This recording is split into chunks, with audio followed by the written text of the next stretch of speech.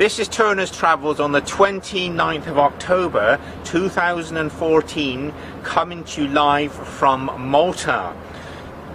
Behind me is Valletta, the capital of Malta. And Malta has always attracted empire builders because it lies in a strategic position, being in the middle of the Mediterranean Sea. The early examples of visitors were the Phoenicians from the Lebanon, and St. Paul, when he was bringing the Gospels, was wrecked here.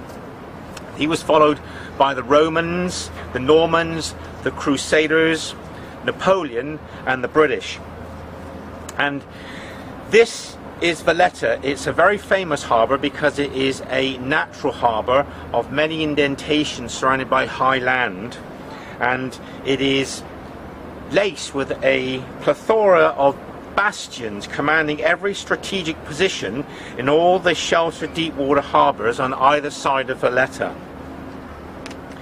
And Valletta was heavily bombed in World War II by the Germans, and King George VI awarded every citizen of Malta with the George Cross in 1942. Malta became independent from Britain in 1964 and joined the European Union in 2004. And Malta has something for everyone. And on the tourist scene, it has small beaches and lovely cliff walks.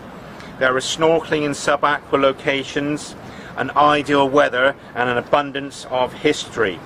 And these days it continuously attracts the film companies. Characters such as Troy to James Bond to Popeye have come here and left their mark. And Gladiator, the blockbuster shot at the turn of the millennium, was filmed in the Mediterranean studios about 3 miles to the right of the camera, just outside Valletta. And other films include The Count of Monte Cristo, starring Richard Harris.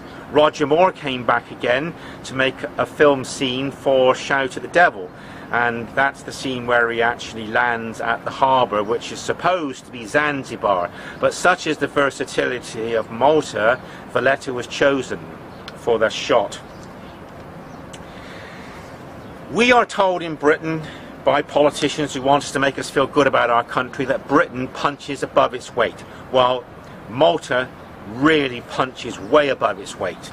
It's a country, and it's only 15 miles long by 8 miles wide, and yet it has its own airline. I've been to some West African countries which are impoverished to have to share an airline between them. And Malta abounds with shipyards. A ship has just left the port being tugged out to sea, and on the nautical front there's a very famous yacht race here called the Middle Sea, the Rolex Middle Sea yacht race, which I think takes place in November. And the aerial pictures of those yachts up against the bastions in blue water in this medieval looking natural haven is a photograph you'll never forget.